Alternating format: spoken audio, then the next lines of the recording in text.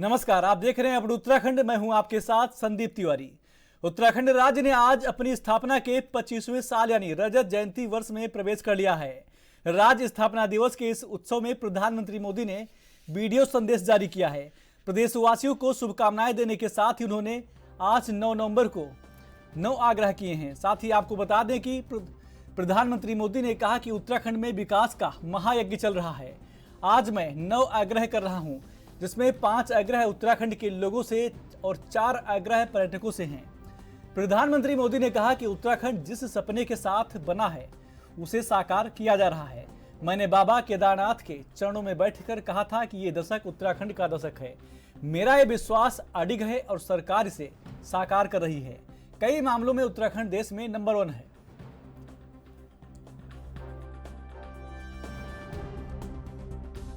मैं आज सभी पर्यटकों से भी 4 आग्रह करूंगा। पहला आग्रह है, जब भी आप हिमालय की गोद में पहाड़ों पर घूमने जाएं, स्वच्छता को सर्वोपरि रखें। इस प्रण के साथ जाएं कि आप सिंगल यूज प्लास्टिक का इस्तेमाल नहीं करेंगे।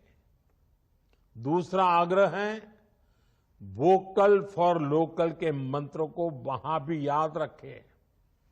आपकी यात्रा का जो खर्च होता है उसमें से कम 5% स्थानीय लोगों के द्वारा उत्पादित किए गए प्रोडक्ट खरीदने में खर्च करें। तीसरा आग्रह है, पहाड़ पर जाएं तो वहां के ट्रैफिक नियमों का जरूर ध्यान रखें, सावधान रहें। हर किसी का जीवन अमूल्य है। मेरा चौथा आग्रह है, धार्मिक स्थलों के रीति रिवाजों, वहां के नियम कायदों के बारे में यात्रा से पहले जरूर पता कर ले। वहां की मर्यादा का जरूर ध्यान रखें। इसमें आपको उत्तराखंड के लोगों से बहुत मदद मिल सकती है। उत्तराखंड के लोगों से 5 और उत्तराखंड आने वाले लोगों से मेरे 4 आग्रह देवभूमि के विकास में, देवभूमि की पहचान को मजबूत करने में बड़ी भूमिका निभाएंगे। आज मैं आपसे और उत्तराखंड आने वाले यात्रियों, श्रद्धालुओं से 9 आग्रह करना चाहता हूं। 5 आग्रह उत्तराखंड के लोगों से और 4 आग्रह यात्रियों, श्रद्धालुओं से। साथियों, आपकी बोलियां काफी समृद्ध है। गढ़वाली, कुमाऊनी, जौनसारी, ऐसी बोलियों का संरक्षण बहुत जरूरी है। मेरा पहला आग्रह है कि उत्तराखंड के लोग अपनी आने वाली पीढ़ियों को जरूर ये बोलियां सिखाएं। ये बोलियां उत्तराखंड की पहचान को मजबूत बनाने के लिए भी जरूरी है। देवभूमि के लोग प्रकृति और पर्यावरण के कितने बड़े प्रेमी होती है, ये पूरा देश जानता है। उत्तराखंड तो गौरा देवी की भूमि है और यहां हर महिला मां नंदा का रूप है। बहुत आवश्यक है कि हम प्रकृति की रक्षा करें। इसलिए मेरा दूसरा आग्रह है, एक पेड़ मां के नाम। हर किसी ने इस आंदोलन को आगे बढ़ाना है। आजकल आप देख रहे हैं, देश भर में ये अभियान तेज गति से चल रहा है। उत्तराखंड भी इस दिशा में जितनी तेजी से काम करेगा, उतना ही हम क्लाइमेट चेंज की चुनौती से लड़ पाएंगे। उत्तराखंड में तो नौलों धारों की पूजा की परंपरा है। आप सभी नदी नौलों का संरक्षण करें, पानी की स्वच्छता को बढ़ाने वाले अभियानों को गति दें, ये मेरा आपसे तीसरा आग्रह है। मेरा चौथा आग्रह है, अपनी जड़ों से जुड़े रहें, अपने गांव लगातार जाएं और रिटायरमेंट के बाद तो जरूर अपने गांवों में जाएं, वहां से संबंध मजबूत रखें। उत्तराखंड के लोगों से मेरा पांचवा आग्रह है, अपने गांव के पुराने घरों, जिन्हें आप तीवरी वाले घर कहते हैं, उन्हें भी बचाएं। इन घरों को भूले नहीं। इन्हें आप होम स्टे बनाकर अपनी आय बढ़ाने का मुख्यमंत्री पुष्कर सिंह धामी ने राज्य स्थापना दिवस के अवसर पर कचहरी देहरादून में शहीद स्मारक पर पुष्पांजलि अर्पित कर उत्तराखंड राज्य आंदोलन के शहीदों को श्रद्धांजलि दी। मुख्यमंत्री ने कहा कि आज उत्तराखंड राज्य रजत जयंती वर्ष में प्रवेश कर गया है। हमारे राज्य आंदोलनकारियों द्वारा राज्य निर्माण के लिए किए गए संघर्षों के परिणाम स्वरूप ही उत्तराखंड राज्य का गठन हुआ। मुख्यमंत्री ने पूर्व प्रधानमंत्री स्वर्गीय अटल बिहारी वाजपेयी का भी इस अवसर पर स्मरण किया, जिन्होंने उत्तराखंड राज्य की नींव रखी थी। मुख्यमंत्री ने कहा कि राज्य आंदोलनकारियों के सपनों के अनुरूप राज्य को प्रगति के पथ पर अग्रसर करने के लिए राज्य सरकार द्वारा निरंतर कार्य किए जा रहे हैं। स्थापना के 24 साल पूरे हो रहे हैं, हम 25वें साल में प्रवेश कर रहे हैं। मैं आज इस राज्य स्थापना दिवस के अवसर पर अपने सभी राज्य के बलिदानियों को, हमारे अमर बलिदानी जिन्होंने राज्य के लिए अपने प्राणों का बलिदान किया, देश की सीमाओं पर हमारे राज्य से अपना सर्वोच्च बलिदान देने वाले सभी उन आत्माओं को भी मैं नमन करता हूं।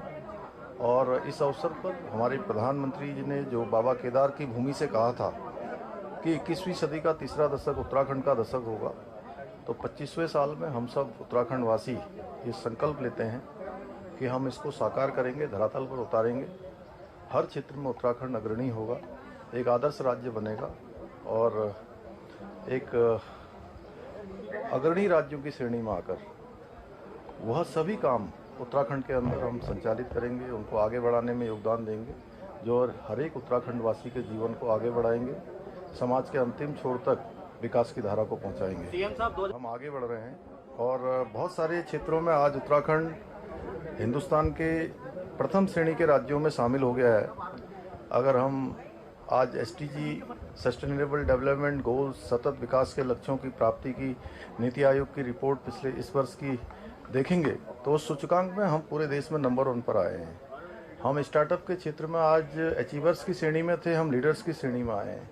हमारी बेरोजगारी दर राष्ट्रीय औसत से आगे कम हो गई है, मतलब कि 4.4% का उसमें कमी आई है, मतलब अधिक रोजगार देने वाले राज्यों की श्रेणी में हम आए हैं।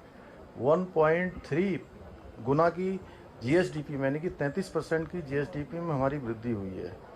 हर क्षेत्र में आज चाहे सख्त कानून लागू करने हो, चाहे वो नकल का कानून हो, चाहे आज वो धर्मांतरण का कानून हो या दंगा रोधी कानून हो या सबसे पहले UCC का विधेयक पारित करना हो, इन सभी में आज उत्तराखंड मैं कहूँ कि पूरे देश के अंदर अग्रणी राज्यों में है और हम इसको बरकरार रखेंगे। हमारी चुनौती भी है, जिन क्षेत्रों में हम आगे आए हैं हम सब के लिए ये एक चुनौती है कि हम उसको लगातार बरकरार रखें। और देहरादून में उत्तराखंड के मुख्यमंत्री पुष्कर सिंह धामी ने राज्य स्थापना दिवस पर कहा, मैं राज्य स्थापना के 25वें वर्ष में प्रवेश करने पर सभी उत्तराखंड वासियों को बधाई देता हूं। मैं राज्य स्थापना के 25वें वर्ष में प्रवेश करने पर सभी उत्तराखंड वासियों को बधाई देता हूं। राज्य आंदोलनकारियों को, हमारे बलिदानियों को, देश के लिए जिन्होंने अपने प्राणों का बलिदान दिया है, उन सबको नमन करता हूं। और हमारे प्रधानमंत्री जी ने जो बाबा केदार की भूमि से कहा था कि 21वीं सदी का तीसरा दशक उत्तराखंड का दशक होगा। हम सब उत्तराखंड वासी मिलकर इसको साकार करेंगे, इसको धरातल पर उतारेंगे। तेज गति से अपने राज्य के बलिदानियों के, उत्तराखंड आंदोलनकारियों के, उत्तराखंड की जन भावनाओं के अनुरूप उत्तराखंड राज्य को हिंदुस्तान का श्रेष्ठ राज्य बनाने के लिए कृत संकल्पित होकर तन मन और समर्पण के साथ अपना योगदान देंगे। आज उत्तराखंड राज्य अपनी स्थापना के 24 वर्ष पूरे करके 25वें वर्ष में प्रवेश कर गया है। उत्तराखंड की स्थापना 9 नवंबर सन 2000 को हुई थी। स्थापना के समय राज्य का नाम उत्तरांचल रखा गया था, बाद में इसे उत्तराखंड कर दिया गया था। दरअसल मूवमेंट उत्तराखंड राज्य आंदोलन के नाम से ही चला था। सन 2000 में आज ही के दिन बना उत्तराखंड राज्य 25 साल का हो गया है। आज उत्तराखंड अपनी स्थापना के रजत जयंती वर्ष में पहुंच गया है। मुख्यमंत्री पुष्कर सिंह धामी ने इस मौके पर राज्यवासियों को बधाई दी। बीजेपी के राष्ट्रीय अध्यक्ष जेपी नड्डा, केंद्रीय गृह मंत्री अमित शाह, उत्तर प्रदेश के मुख्यमंत्री योगी आदित्यनाथ ने राज्यवासियों को उत्तराखंड स्थापना दिवस की शुभकामनाएं दी हैं।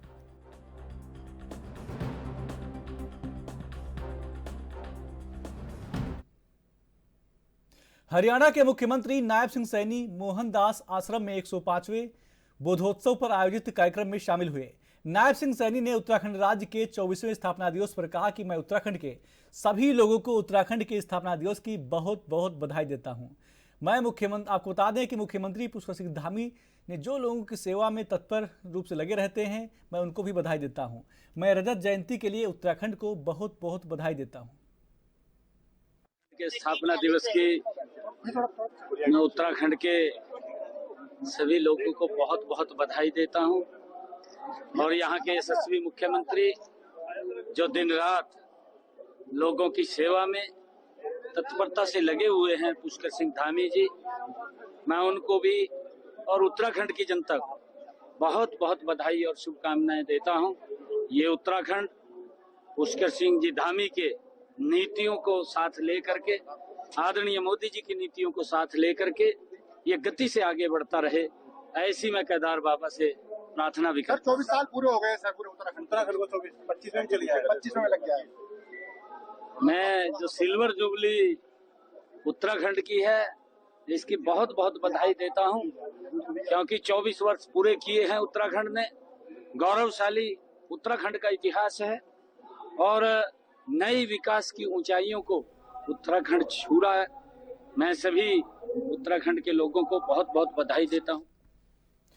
हरियाणा के मुख्यमंत्री नायब सिंह सैनी ने हरिद्वार में बटेंगे दो कटेंगे के बयान पर प्रतिक्रिया देते हुए बड़ा बयान दिया है। नायब सिंह सैनी ने कहा कि देश की अखंडता के लिए सभी को सचेत होने की जरूरत है। उन्होंने कहा कि भारत 1947 में बटा है, जब बांग्लादेश बना तब भी भारत बटा। नायब सिंह सैनी ने कहा कि देश की अखंडता के लिए जरूरी है कि हर व्यक्ति मजबूती से काम करे और देश को आगे बढ़ाए। प्रति अपने देश के प्रति सचेत होने की जरूरत है। आपके सामने है 1947 में भारत बटा है, बांग्लादेश जब अलग हुआ तब बटा है। तो हमें अपने देश की एकता अखंडता के लिए हर व्यक्ति की जिम्मेवारी है कि उसको काम करना चाहिए और मजबूती से आगे बढ़ना चाहिए। खबरें और भी छोटा सा ब्रेक।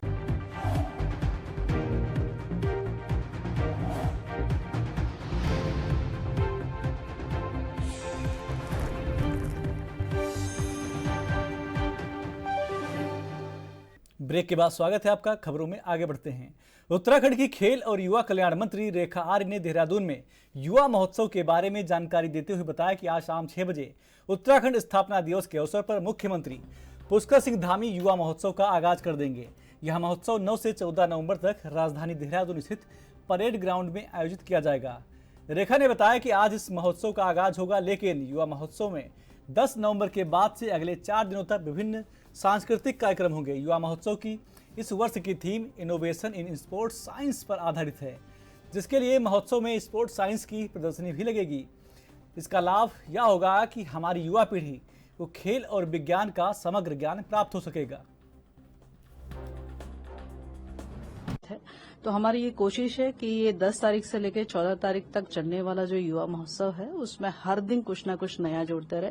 इसमें हमारे नवयुवक मंगल दल हैं अथवा हमारे महिला मंगल दल हैं, उनका भी प्रतिभाग इसमें होने जा रहा है। बड़े स्तर पर लोकगीत और सांस्कृतिक कार्यक्रम भी इसके अंतर्गत होंगे। और इसका एक ध्येय और है कि हम लोग 38वें राष्ट्रीय खेलों की मेजबानी कर रहे हैं। तो 38वें राष्ट्रीय खेल की मेजबानी चूंकि 28 जनवरी से हमारे यहाँ प्रारंभ होने जा रहा है, तो हम लोगों ने इसमें वॉलंटियर पोर्टल करके भी माननीय मुख्यमंत्री कर कमलों से उसकी शुरुआत करने जा रहे हैं। प्रदेश के लगभग हम 4000 से 5000 बच्चों को हम इसमें रजिस्टर्ड करवाएंगे, तो और वही बच्चे वॉलंटियर करेंगे आगे भविष्य में जो खेल होने जा रहे हैं। तो ये भी एक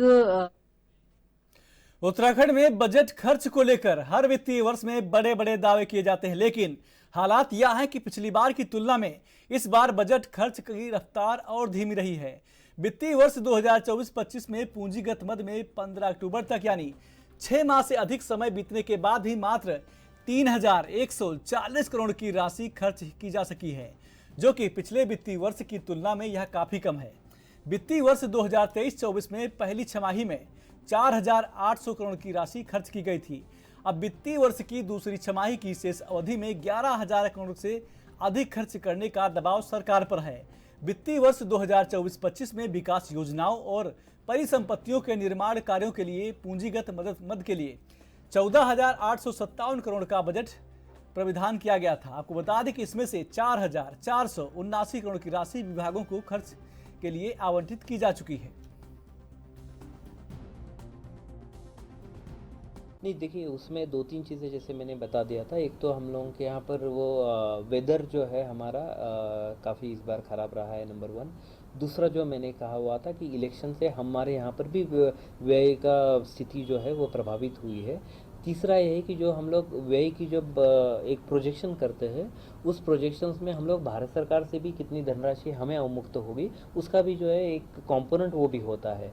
क्योंकि भारत सरकार में भी नई गवर्नमेंट फिर से स्थापित हो गई है, उनके रिलीज लेट से आए हुए हैं, तो स्वाभाविक है कि सभी राज्यों में इस बार व्यय का जो प्रमाण जो है वो थोड़ा आगे खिसक जाएगा और हमारे राज्य में भी उसी तरह की स्थिति है।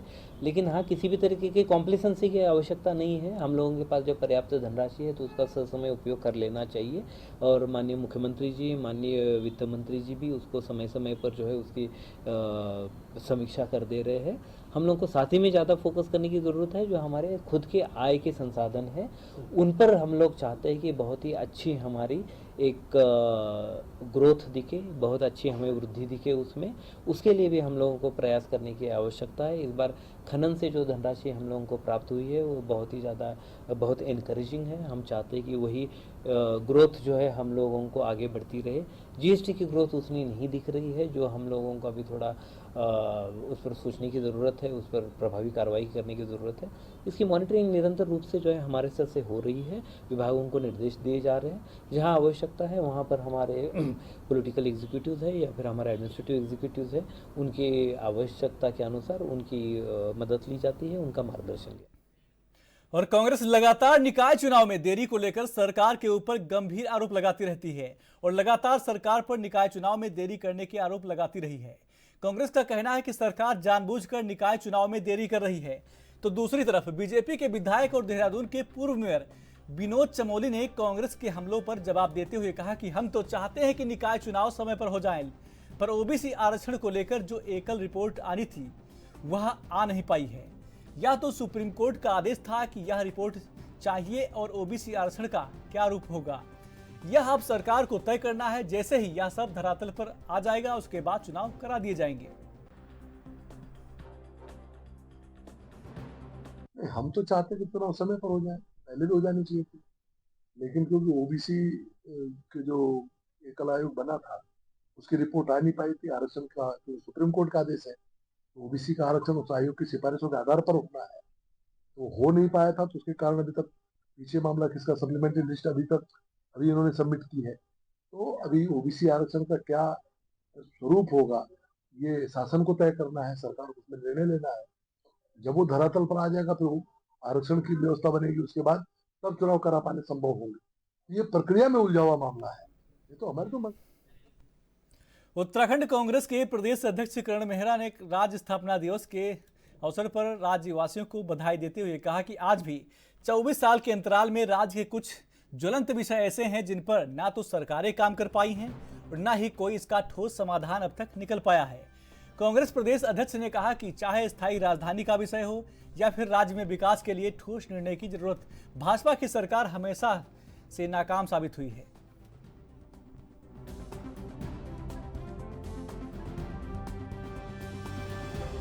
उत्तराखंड का राज्य स्थापना दिवस है 9 नवंबर, जिस तारीख को हम उत्तर प्रदेश से अलग होकर अलग राज्य के रूप में आए। राज्य गठन के लिए अनेकों लोगों ने अपने प्राणों की आहुति दी। महिलाओं ने अपने बच्चों, अपने परिवार को छोड़ के आंदोलन में हिस्सा लिया।